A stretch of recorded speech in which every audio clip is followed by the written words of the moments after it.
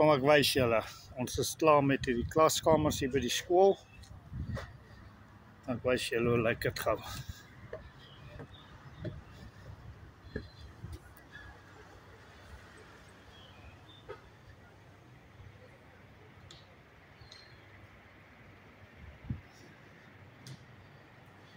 Hier is een klaskamer. Al sy rakkies. Dis die toilet. Die toilet is daar.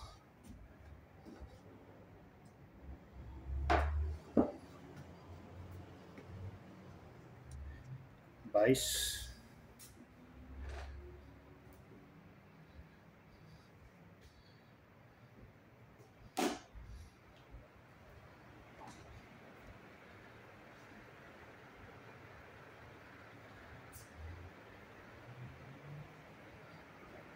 Hierdie was so amper 140 squares. Dis die stoorkamer. Al sy rakke, het is in krag gedoen. Al die plumbing is gedoen. So ja, nou is ons weer die volgende plek Nelspruit. Daar gaan ons nou weer groot huis skuif. Dan sal ek julle op hoogte hou van dit weer.